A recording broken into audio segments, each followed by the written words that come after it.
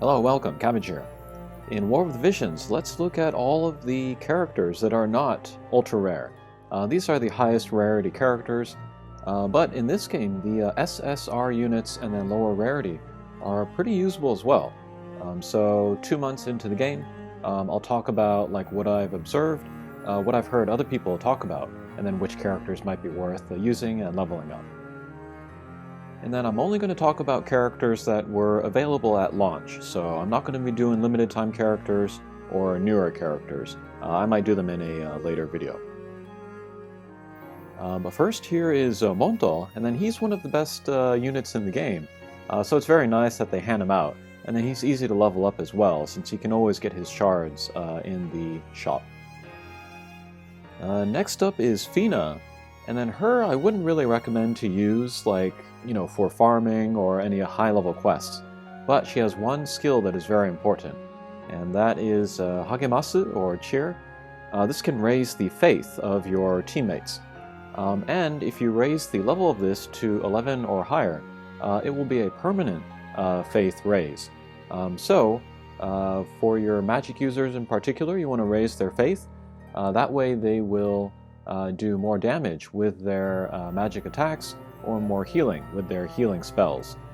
So yeah, you do want to raise the faith. And then you can use this in auto battle as well.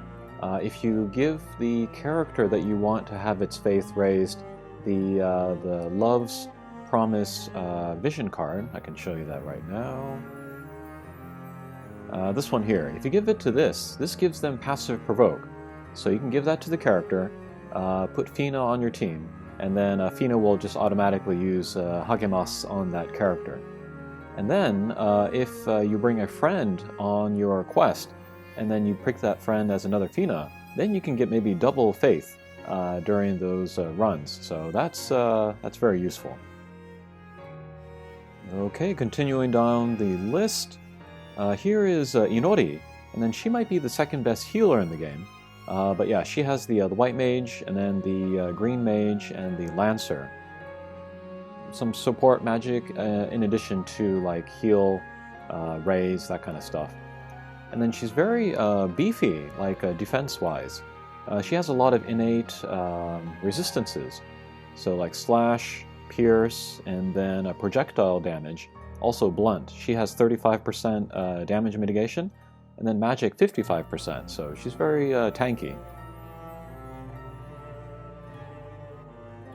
And next, let's look at Helena, but not just Helena, but also Marguerite.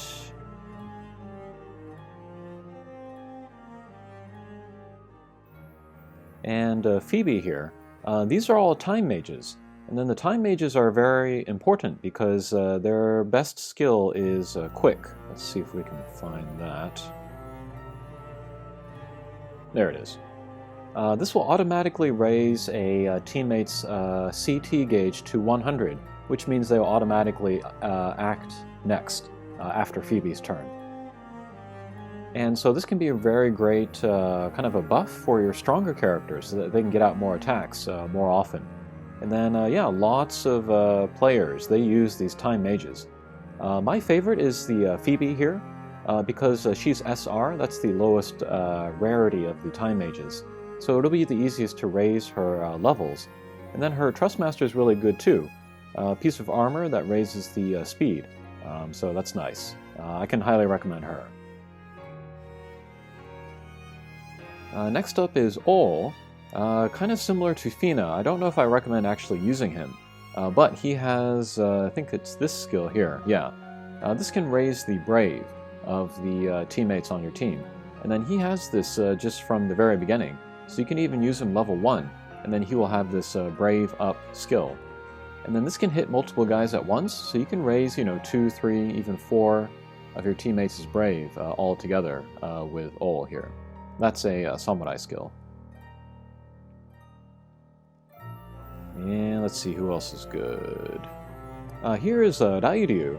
He might be the best attacker of the SSR characters, but his main job is gunner, so he has a nice range just with his regular attack. Yeah, it looks like the range of his normal attack is 4, Usually you have to spend AP points to do like ranged attacks, but not with Raidu, so he's good. I also see him sometimes in arena or guild battles, and he looks cool.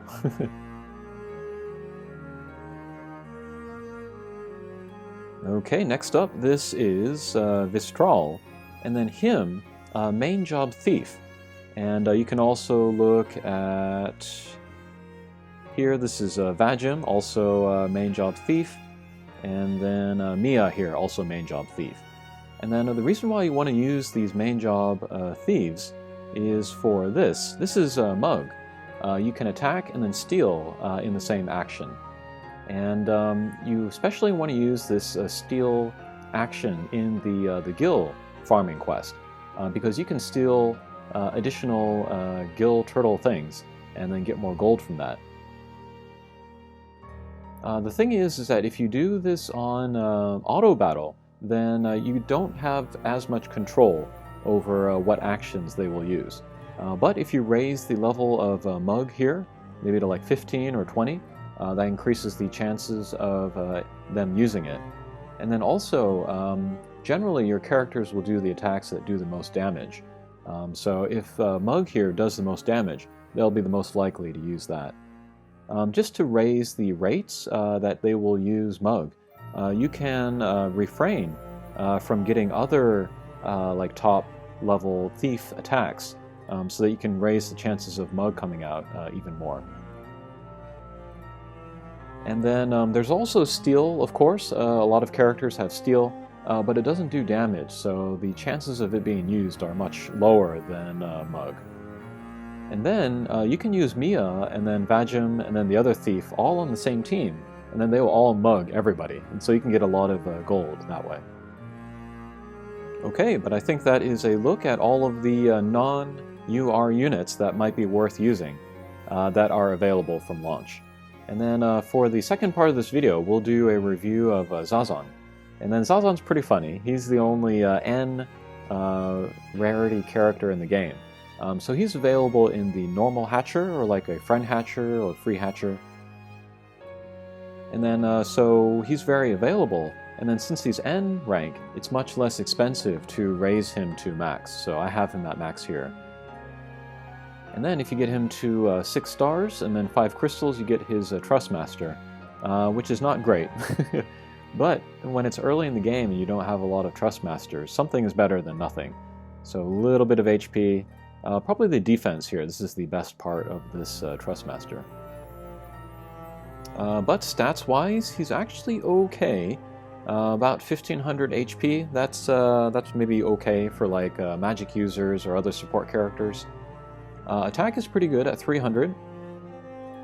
Speed is kind of slow at 40, so if you did want to equip him with a Trust Master, yeah, you might want to give him something like this, which will raise his speed. The craziest thing about him is that he has a max move of 6 and then a jump of 3. So this makes him one of the most mobile characters in the game, so he can get around maps very easily. Even if he's not taking turns as quickly or as often as other characters. And then for his jobs, he has Warrior and Knight and Thief. Warrior's good at just kind of overall damaging attacks. Knight is good at breaks. And then Thief is good at stealing, and then also status effects. And that's kind of the number one thing that Zazan is good at, is status effects. So let's go to his ability board. So Warrior, he has a couple Slayers. Here's Man-Eater, and then here's Beast Slayer, similar to Mon Doll. And if we look at his Knight job, he has a bunch of breaks. So if you want to debuff the enemies, he could be useful for that. Also good for damage. Thief might be his best sub-job skill, though. He has the Confusion Dagger, so you can do Confuse on the guys. Here is lowers the accuracy of characters. This one will give himself haste. That's pretty cool. He does kind of need that. This will raise his own evade. And then here, this is probably his best skill, but this is a Steel Heart. And what this is, it's a ranged attack, and then there is a certain percentage that he can charm the enemy. And then the enemy will join your team, not permanently, but they'll start attacking the other enemies. So this can be very helpful. And then this is based on faith. So the higher faith that Zazan has, and then the higher faith that the enemy has, the greater chance he has of charming them. So yeah, he can do a bunch of things. Kind of like a blind status, and then charm, and then slow, and all that stuff. And then, because his main job is warrior, he can use swords. And so you can give him lots of swords that have status effects on them. Vermilion, that is Gafgarin's Trustmaster, that gives Confuse. Or you can do the Sleep Sword here, you can cast Sleep on guys. Number-wise, he's not very strong. I mean, he is kind of the worst character in the game. Is he worth leveling up? Maybe. He is a water element, and there's not a lot of other water element characters, so it shouldn't be too hard to come around materials for him. But despite him being only so-so and then not great for high-level content, he has a lot of fans online. Lots of other YouTubers make videos about him. And so it could be worth leveling up, even if just for laughs. Okay, but that is the end of the review of Zazan, and that will end this video as well.